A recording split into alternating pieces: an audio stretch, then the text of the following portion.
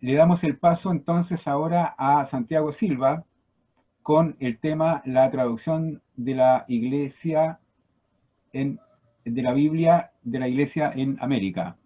Si gusta, Santiago, puedes compartir pantalla. Está sin audio.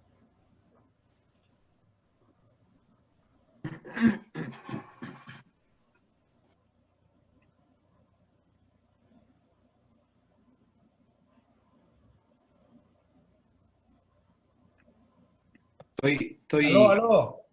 Sí, se Ahí escucha, viene. ¿no? Sí.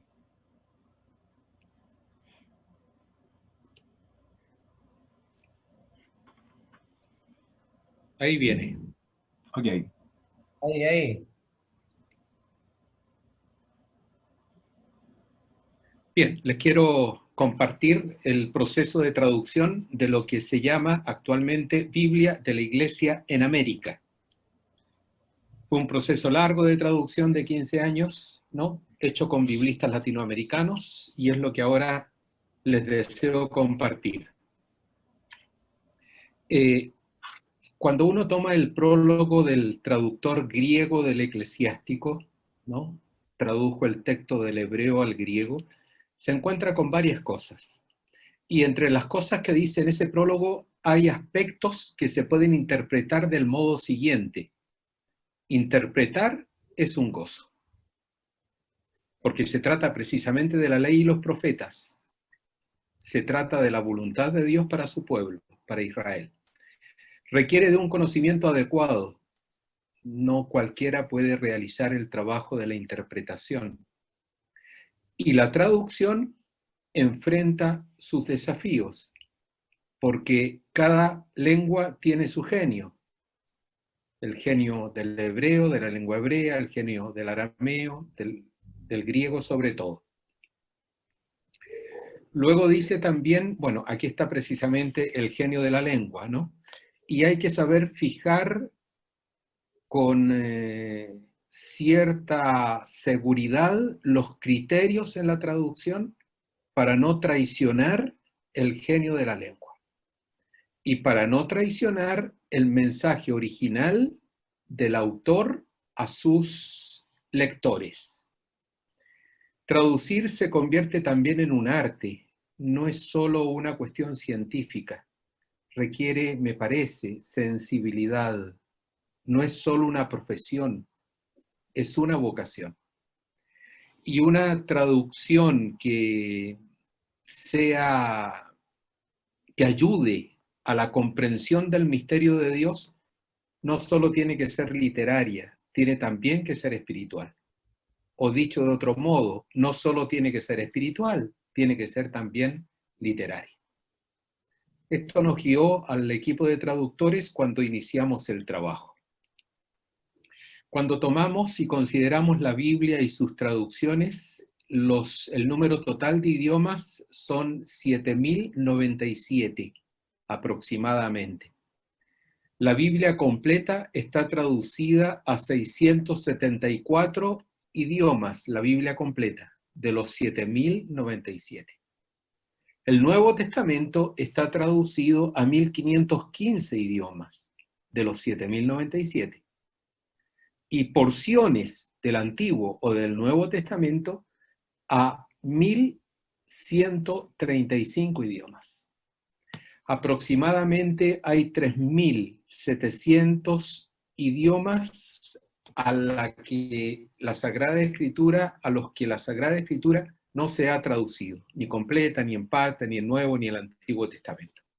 Entonces, todo lo que se puede hacer por la traducción de la Sagrada Escritura para ponerla en las manos de los fieles es imprescindible.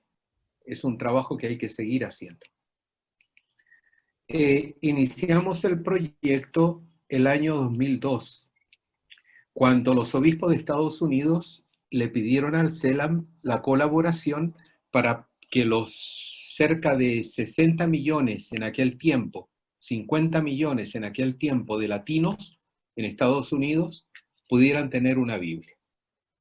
El primer encuentro lo tuvimos en Washington el año 2004. De inmediato el CELAN hizo una consulta a los presidentes de la conferencia episcopales. Y todos los presidentes de las conferencias estuvieron de acuerdo en el proyecto y se fijó un contrato con Estados Unidos por 10 años. Ellos colocaban los dineros y el CELAN colocaba traductores. El año 2003 se creó el Centro Bíblico para América Latina en la Asamblea General que hubo en Tuparendá, Paraguay, y me pidieron que me hiciera cargo de ese centro bíblico, de esa fundación del Centro Bíblico para América Latina. E inmediatamente la traducción residió en este centro bíblico. Por lo tanto, también comencé a ser el responsable de la traducción del centro bíblico.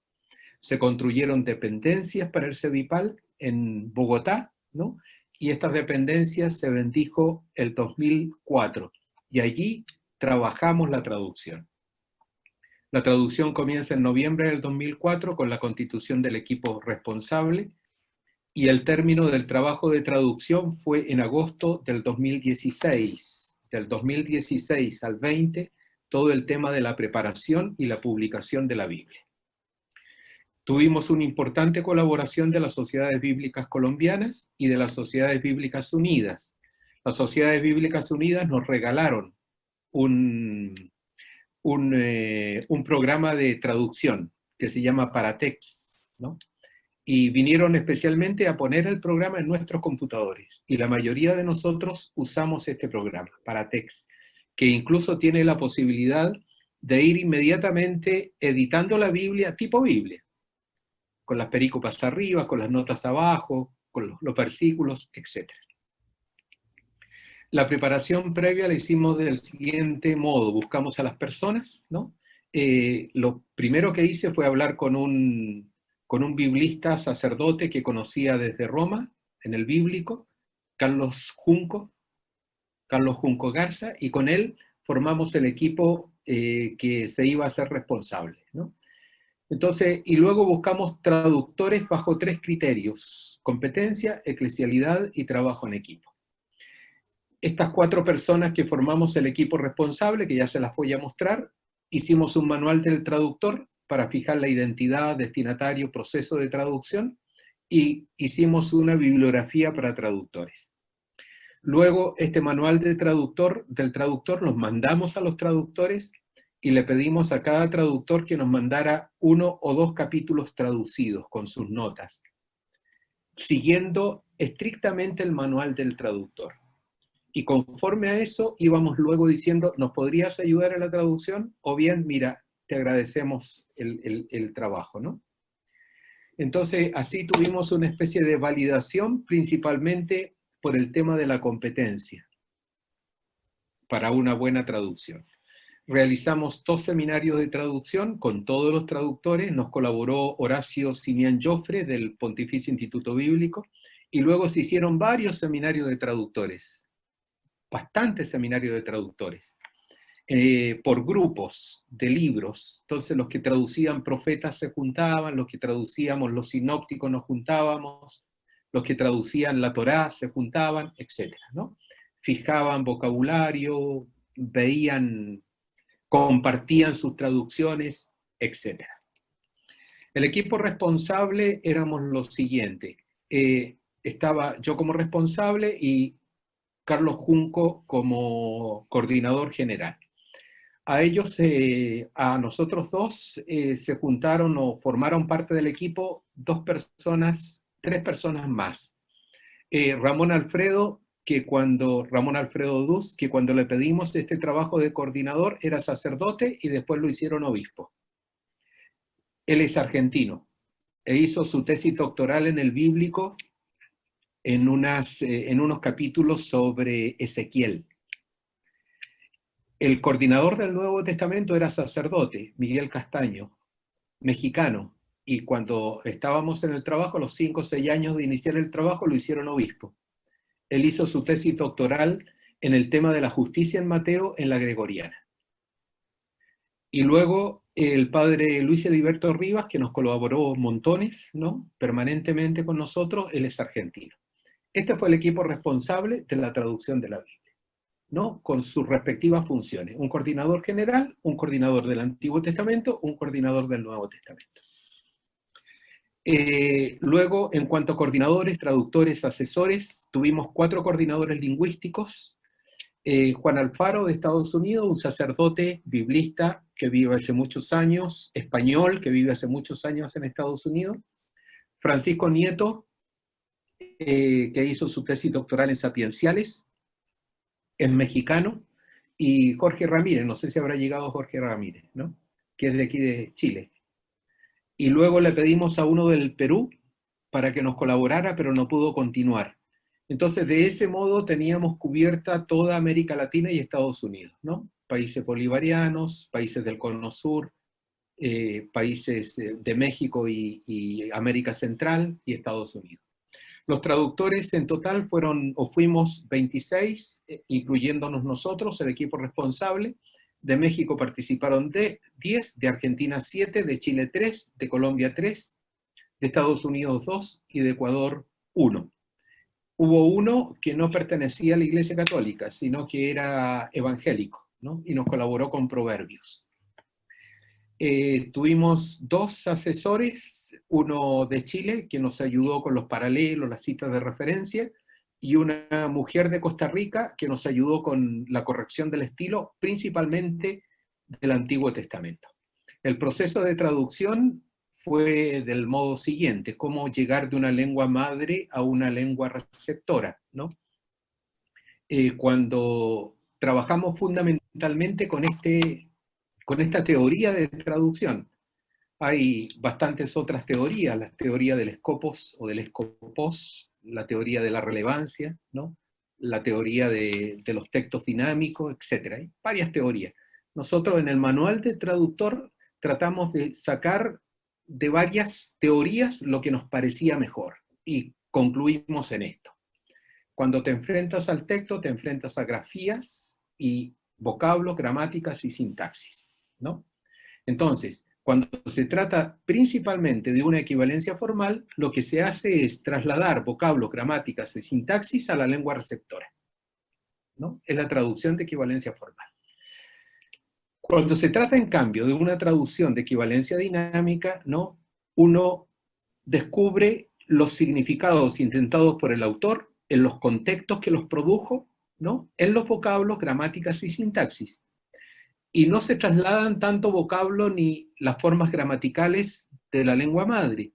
Lo que se hace es trasladar principalmente los significados, ¿no? Y a la lengua receptora. Por esta razón, por ejemplo, el término justicia en Mateo no se traduce como justicia, ¿no? Si ustedes ven la vía dentro de la tradición también de otras traducciones, ya se dejó de traducir por justicia, porque en el fondo se está indicando voluntad de Dios, lo que es justo para Dios, ¿no? Entonces se buscan modalidades de ese tipo para poder trasladar los significados. Ambos tipos de traducciones, equivalencia formal, traducción de equivalencia dinámica, tiene sus pros y sus contras. Siempre se tuvo muy en cuenta la historia, la cultura de la lengua en la que los textos de la lengua madre se produjeron, ¿no? Y se tuvo en cuenta la cultura, la historia de los que van a recibir el texto, ¿no? Y precisamente por eso, por ejemplo, se optó por no traducir por justicia en Mateo. El proceso de traducción lo hicimos del siguiente modo. Teníamos que llegar de un texto A, lengua madre, a un texto B, ¿no? El ejemplo es Isaías y Marcos.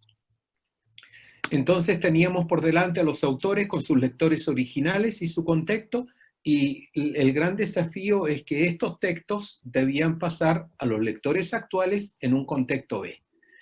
Entonces le pedimos a los traductores que por favor realizaran 3 funciones: identificación de los vocablos, la gramática, la sintáctica de los originales, que luego pensara, que organizara la traslación de significados, no fundamentalmente de conceptos, no fundamentalmente de palabras, traslación de significados en sus contextos, y que luego consignara estos contextos en la lengua receptora, con los significados propios de la lengua madre. Entonces, la función del traductor o del intérprete. Hoy más bien se prefiere el término intérprete que traductor. Todo traductor es un intérprete, ¿no? Entonces, la función del traductor, del intérprete, era primero interpretar, analizar, luego redactar, transferir y luego comunicar, ¿no? Es decir, poder reestructurar una nueva, un nuevo texto para comunicar los significados del texto original. Y lo que nos motivó para poder preferir una traducción de equivalencia dinámica más que de equivalencia formal fue que el texto, como ya alguien lo decía, Pablo también lo decía, el texto más que una proposición de conceptos, el texto es un acontecimiento de comunicación. El texto es una mediación de comunicación. Entonces, lo que el autor original estaba comunicando a sus lectores es eso, en el fondo, lo que hay que traspasar en una buena traducción. De modo que para los lectores actuales, el texto se transforme también en una mediación de comunicación. Y textos que no se entienden, es muy difícil que sean mediación de comunicación. Los procesos de traducción, fidelidad a la Sagrada Escritura como obra literaria, es el primer criterio. El segundo criterio, fidelidad a Dios, autor de la Sagrada Escritura. El tercer criterio, fidelidad a la Iglesia como comunidad de salvación. Estas tres fidelidades las trabajamos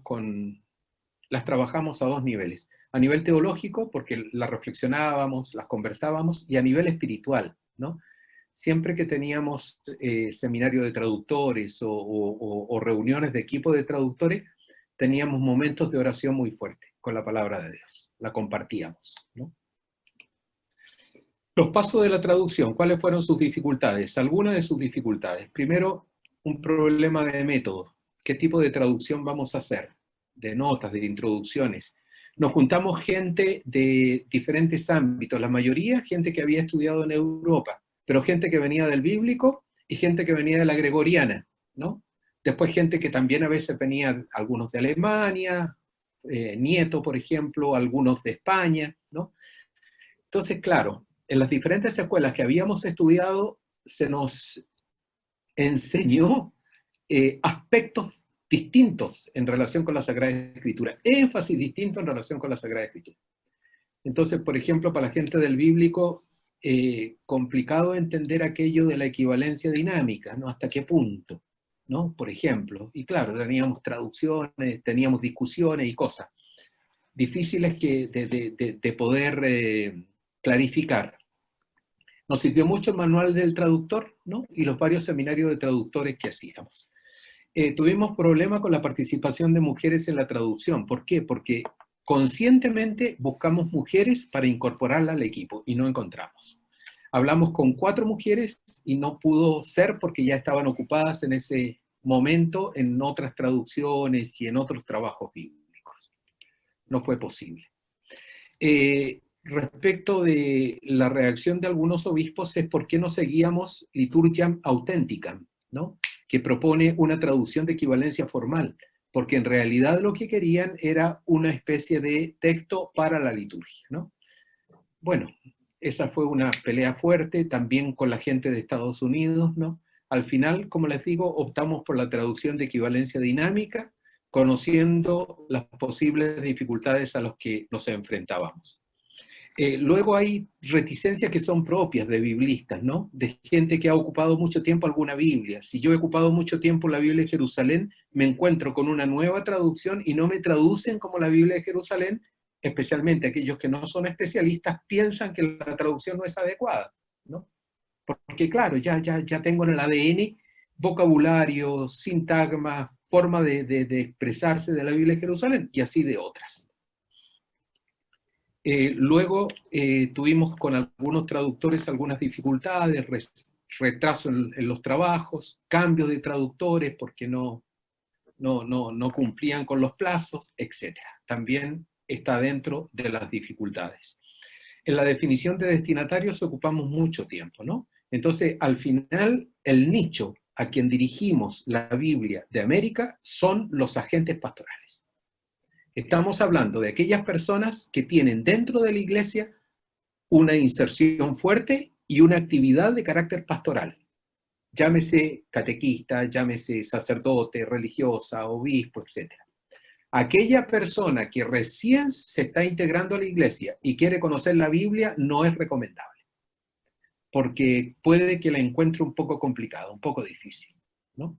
Entonces, nosotros pensamos la Biblia para aquel que tenía que preparar una clase, para aquel que tenía que preparar una predicación, para aquella catequista que tenía que preparar una catequesis con su comunidad. Para esa gente pensamos la traducción.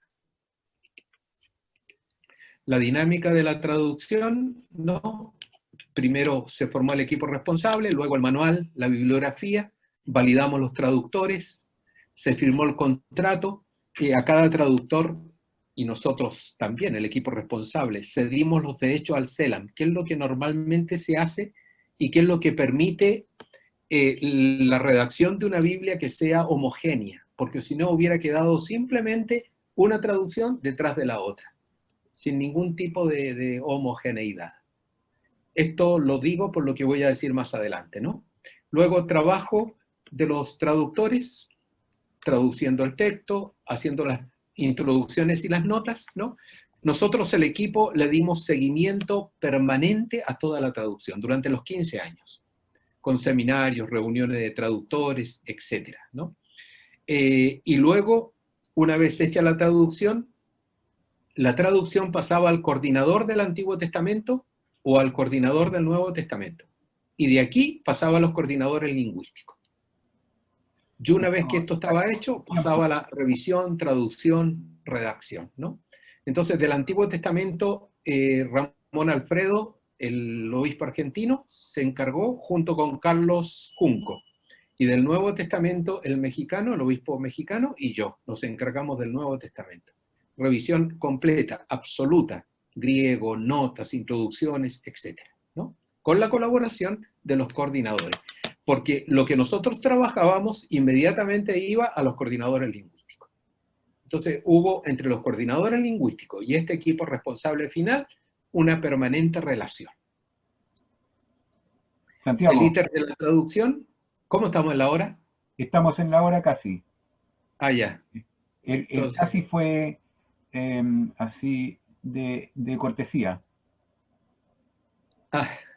Ya, entonces estoy pasado. Voy a tener que ser más rápido. Faltan cosas todavía importantes. Mira, hicimos lo siguiente, publicamos el 2010 unos folletitos con Mateo, el 2011 con las sociedades bíblicas colombianas publicamos los 4 evangelios y los enviamos a los institutos de teología, a obispos, a catequistas, para que nos hicieran llegar sugerencias. El 2015 publicamos el Nuevo Testamento y la Biblia el 2019. En la tapa de la Biblia tenemos el texto hebreo del Génesis al comienzo y el texto griego del Apocalipsis al final. Los primeros versículos del Génesis y los últimos versículos del Apocalipsis. En la contratapa, en castellano, los primeros versículos del Génesis y los últimos versículos del Apocalipsis. La figura es la de América Latina, es decir, la Biblia para América Latina, ¿no? Traducida desde sus textos originales al lenguaje mayoritario en América Latina, que es el español. Las páginas tienen 2.268 páginas. Y aquí pueden ver otras Biblias cuántas páginas tiene, ¿no? La que más tiene, de las que yo conozco, ¿no? O no de las que yo conozco, sino de las que averiguamos. La Biblia de nuestro pueblo tiene 2.399 páginas. El texto está hecho así. Los títulos del texto no están inventados, están sacados de la misma perícopa, el título del texto. Luego vienen los paralelos, la perícopa. Las citas de referencia. Y en las citas de referencia que están con negrilla es porque está citando un texto del Antiguo Testamento que aparece en la perícopa. En este caso, por ejemplo, tierra de Zabulón, tierra de Neftalí, que aparece en Isaías 8:23. Luego tiene varias subdivisiones. Lo pensamos así para indicar o mostrar o dar guías a los lectores.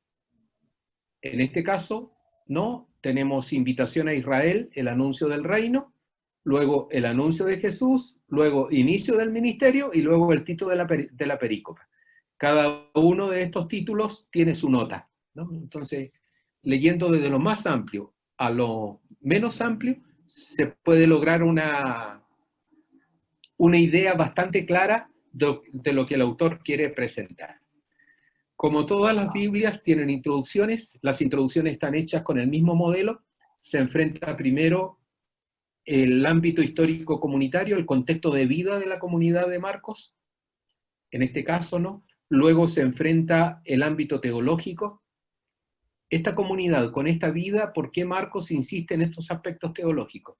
Y luego, si esta comunidad con esta vida tiene estos aspectos teológicos, así, de este modo, organizó su libro el autor. Las notas a las perícopas, porque están hechas para agentes pastorales, son fundamentalmente notas explicativas. No se trata de notas de carácter espiritual, no se trata de notas de carácter pastoral. Fundamentalmente, interpretación del texto, de modo sencillo. Luego tiene lo que tiene toda otra Biblia, ¿no? Cronología, unidades de medida, mapas y un glosario. Me parece que es la primera Biblia que introduce entradas de aspectos socioculturales, relacionados con aspectos socioculturales.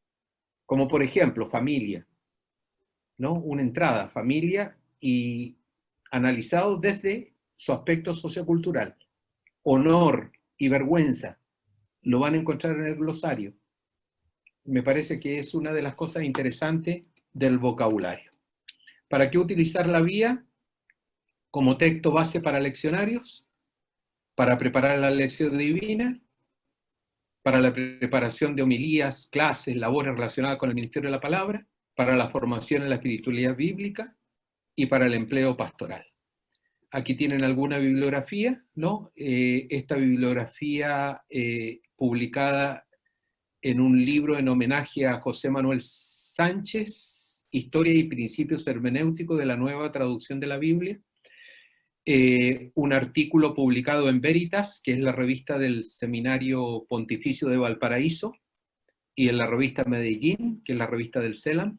Entienden lo que están leyendo acerca de la traducción de la Biblia de la Iglesia de América.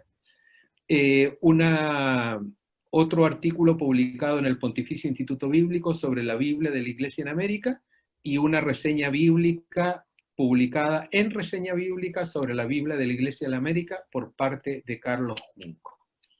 Aquí tienen algunas fotografías de los que trabajamos. Este es DUS, de Argentina. Este de acá es Carlos Junco, el coordinador general de México. Y este de acá es el obispo mexicano, Miguel Adolfo Castaño, ¿no? Miguel Adolfo Castaño. Este es el padre de Estados Unidos, ¿no? Y ahí estamos. Bien, muchísimas gracias. Muy bien, muchas gracias, Santiago. Consultas, opiniones. Javier. Sí, bueno, gracias por la presentación a Monseñor Santiago. La consulta es la siguiente. Frente a algunos textos que son discutidos en torno a la ubicación, porque me pareció interesante lo que señalaba usted, que los títulos provienen de la perícopa misma. Pero siempre hay dificultades cuando se discute, por ejemplo, que la perícopa en el fondo debe ser comprendida a partir de los versículos anteriores en las divisiones tradicionales en la Biblia de Jerusalén. Estoy pensando, por ejemplo, en un ejemplo concreto. En el caso del diálogo con Nicodemo, que algunos sostienen que en el fondo debiera considerarse el versículo anterior, cuando en el fondo habla de que en el fondo que de alguna manera introduce la escena para ese diálogo. ¿Cómo lograron resolver, Santiago, esas temáticas en torno a las discusiones coyunturales, en torno a la división de los textos? seguimos en general la tradición de la mayoría de las Biblias latinoamericanas, ¿no? Porque al traducir, ¿no? Teníamos un montón de Biblias también viendo cómo otras Biblias traducían el mismo texto, ¿no? Y ese fue un criterio. Y luego nos seguimos también por Nestlé Aland, ¿no? Un libro clásico para traducir. Entonces, eso fue. En realidad, sobre eso no nos hicimos muchos problemas, ¿no? No nos hicimos muchas dificultades. Para no complicar al lector latinoamericano, vamos a seguir como lo tiene la mayoría de las Biblias. Y en general hay un cierto consenso de ponerlas ya en un determinado lugar, esto que tú te refieres, ¿no? El versículo si va arriba, hay una mayoría que ya lo está colocando en un mismo lugar y eso fue lo que seguimos.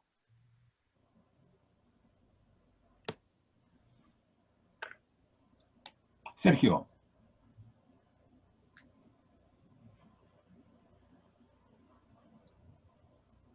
Ahí sí. Me llamó la atención el vocabulario paulino. Perdón, el vocabulario. Paulino. Siempre es muy difícil traducir Pablo en materia de equivalencia dinámica, ¿no? Sobre todo romanos. Me pareció que había una vuelta al platonismo. No sé si tiene esa misma impresión. Cuesta seguir romano, incluso así. Seguir, ¿no? Así es. Eso nosotros contamos en el equipo, perdón. Me gustaría que lo comentara, eso sí. Sí, mira, contamos en el equipo de traductores con el profesor de Pablo del Bíblico, ¿no? En el equipo de traductores estaba, porque es un latinoamericano, es un colombiano. Actualmente el profesor de Pablo del Bíblico es un colombiano. Y con él se hicieron, y con todos los que trabajaban Pablo, una serie de seminarios. Y evidentemente que es súper complicado, súper difícil, ¿no? La discusión eran a muerte. El tema de la justificación, por ejemplo. La misma palabra, justificación, ¿cómo lo traduce, no? Eran a muerte, ¿verdad? Pero gracias a Dios, poco a poco, después de tantos seminarios, se fue quedando en un vocabulario que la mayoría aceptaba, ¿no? Y luego, cuando hicimos la revisión final, ya pusimos todo en una armonía, me parece, bastante decente, ¿no? Bastante importante, ¿no? Yo los invito a que lean los textos y que lean las notas, ¿no? Y que nos hagan comentarios, porque claro, esto va a tener reediciones y muchas cosas aún se pueden mejorar. Entonces, es una invitación a eso, que cada uno de nosotros, dada su especialidad, podamos leer el texto y las notas. Y vamos viendo, ¿no? Y a ver, y nos pueden ayudar montones con sugerencias. Me hacen llegar las sugerencias, ¿no? Y luego ya en las próximas ediciones se van incorporando aquellas que se crean necesarias. Pero sí, lo que tú dices es muy cierto. Fueron temas arduos, ¿no? El tema de Pablo, por ejemplo.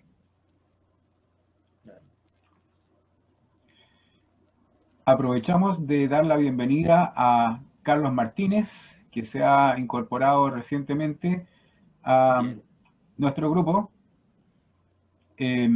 ¿Conocen a Carlos? ¿Conocemos a Carlos? Sí, ok, sí. Ha estado en alguna otra oportunidad con nosotros. Bien, ¿alguna otra consulta para Santiago? La Biblia está llegando dentro de poco a Chile, ya llegó una primera remesa y se acabó, ¿no? Hay una versión que es de lujo, que es tapa de cuero, ¿no? Y yo creo que va a estar alrededor de 25.000 pesos, 27.000 pesos. Hay otra versión que es esta misma, la Biblia completa, pero en este formato. Es un formato más sencillo, mucho más sencillo y que debe estar alrededor de 7.000–8.000 pesos, la Biblia completa. Y el Nuevo Testamento, ¿no? Está llegando en este formato muy sencillo que debe estar a unos 3.500, 4.000 pesos. Okay. Esos son los precios. Oye, la de tapa de cuero está como a 10 pesos la página, ya saqué las cuentas. Tus ancestros judíos no te dejan tranquilo, ¿eh? Eso. ¿Algo más? Felicitar el trabajo. ¿No? Gracias, Camel. realmente es un trabajo, una perseverancia, un rigor. Bueno, tú sabes Gracias. cómo he apreciado siempre tu trabajo y en particular este, o sea, lo encuentro un don que tienes y un regalo a la Iglesia de América, bueno, y a la Iglesia en general. Así que un 7 o un Gracias, 10. Rafael. ¿No? Rafael Sí, yo quería preguntarle y César. si sienten que quedaron algunos puntos como pendientes, porque dentro de esta tremenda obra, ¿no es cierto? Por ejemplo, me pregunto de repente temas de diferencias de traducción o diferencias textuales entre el hebreo o la 70, pero no sé, ¿qué cosas como que sienten que le hayan quedado pendientes de alguna manera que habría que afinar o revisar por una segunda edición? En un trabajo así, nunca la satisfacción es completa, es plena, absoluta, ¿no? Siempre tú vuelves a leer el texto, ¿no? Y uno dice, ¿por qué no habré puesto esto otro, no? Cuando en realidad esto refleja mucho mejor el texto o los significados del autor, ¿no? Entonces, hay desafíos a diferentes niveles. Hay desafío a nivel gramatical, que es lo más simple, lo más sencillo. Aquí en vez del artículo la está el. Bueno, eso hay que cambiarlo. Hay desafío a nivel semántico, y eso es bastante más complicado y le da mucha más riqueza a la Biblia cuando se logran corregir, ¿no? Entonces, yo creo que a nivel semántico hay varias cosas que luego vamos a tener que repensar, ver, etcétera, ¿no? Porque a lo mejor se pueden traducir mejor para el lector, pensando siempre en que la Sagrada Escritura es un acontecimiento de comunicación. Entonces no es solo, es que esto dice el lector. Claro, esto dice el lector, pero ¿cómo lo va a recibir? Perdón, esto dice el autor. De acuerdo, pero ¿cómo lo va a recibir el lector? ¿Cómo se lo comunicamos? ¿Cómo hacemos de que esto sea mediación de comunicación? Porque el autor no quiso producir un libro, quiso producir un encuentro con Dios, un encuentro con Jesús. ¿Y cómo hacemos eso? Entonces, eso son lo que tú decías, Rafael, no, son límites muy líquidos, límites un poco líquidos. César. Perdón, un anexo. ¿Y cómo se las barajaron con las diferencias dentro de Latinoamérica? Porque en realidad los lenguajes dentro de Latinoamérica son bastante diferentes también. Entonces hay palabras que significan cosas muy distintas. Lo más difícil fueron los vocabularios concretos, no los términos abstractos. Los términos abstractos, ahí estábamos todos en la misma, ¿no? Pero en vocabulario concreto, los más complicados los mexicanos, los chilenos. Súper complicados. Los de habla española, con un nivel, pero espectacular, Perú, Colombia. Si ellos manejan 1000 términos para hablar, nosotros manejamos 100 respecto de ellos, ¿no? Entonces, nos costó mucho cuando se trataba de descripciones de objetos concretos. Al final, votación, ¿no? Por ejemplo, la parábola de la viña. Para nosotros decir viña, sarmiento, chilenos, es absolutamente normal, pero anda a hablar del sarmiento en México. No se entiende, no se sabe, ¿no? Entonces, al final votábamos, ¿qué tenemos que poner, qué tenemos que hacer, etcétera, ¿no? Y quedó un poco así, por democracia, el término. Los términos campesinos, claro, horqueta, Sí, términos campesinos, asadón, claro. Esa cuestión es... Y luego que hay muchos términos campesinos porque la cultura de Jesús es la cultura de la cultura agraria avanzada, ¿no? Entonces hay muchos elementos campesinos ahí. Y en las parábolas. Bien. César. Sí. Quería unirme a las felicitaciones, Santiago. Realmente fantástico el trabajo, monumental. Y me surgía un comentario. En el origen de muchas Biblias está también en el origen de una cultura. Entonces me hizo pensar en la solicitud que le hicieron a propósito de realizar una Biblia.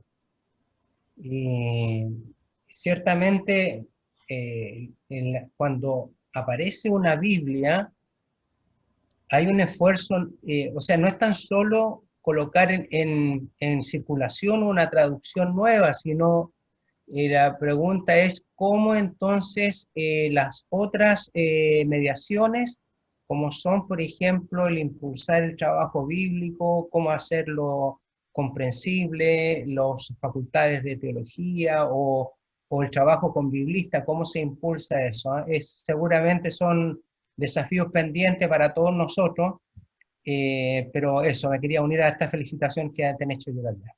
Muchas gracias. Gracias, gracias. Bien, agradecemos a Rodrigo. Una agradecer el trabajo así monumental. Otra que me llama la atención, que el comienzo es como la comunidad latina en Estados Unidos y termina siendo una Biblia pensada para la Iglesia en América, ¿no? O sea, en el fondo, cómo los procesos llevan las cosas hacia donde uno no sabía. No, lo que pasa es que desde el comienzo fue para todos. Ya. Pero tú tienes razón al decir de que los obispos de Estados Unidos lo que querían era solo para los latinos de Estados Unidos. Entonces el CELAN le propuso, no, ¿por qué no lo hacemos para todos? Y desde el comienzo fue para todos. Ya. Y lo otro, ¿cómo evalúas tú porque tú hablaste del ejercicio de poner varias Biblias juntas, bueno, pero entre alguien que es especialista, que maneja los textos originales, no es para que la gente no pague las 7 lucas, sino que, o sea, que no compre esta Biblia, sino que el ejercicio que puede hacer mucha gente, y que yo relaciono con la ponencia anterior, gente no profesional, digamos, de poner 3 Biblias juntas y buscar su propia, y no de estudio necesariamente, sino para alimentar su vida cristiana, eclesial, espiritual. ¿Cómo lo evalúa? Sí. Oye, o yo creo prefiere que uno lea una traducción ya más consistente, etcétera. Yo creo que lo que tú dices para gente interesada en Sagrada Escritura es fundamental. Tú no podés quedarte, uno no se puede quedar con una sola Biblia. Hoy más que nunca las Biblias son complementarias y no son excluyentes, ¿no? Entonces va a depender mucho del propósito que tú tengas para poder ver qué Biblia más te sirve en ese momento. Entonces, cuando se trata, por ejemplo, de una lectura pastoral de la Biblia latinoamericana, me parece bien. Cuando se trata de una lectura literaria de la Biblia, las de Alonso Chequel son espectaculares. Cuando se trata de una Biblia de estudio, Biblia de Jerusalén. Y cuando se trata de la palabra de Dios, ahí sí, la Biblia de la Iglesia en América. No, cuando se trata de poder entender,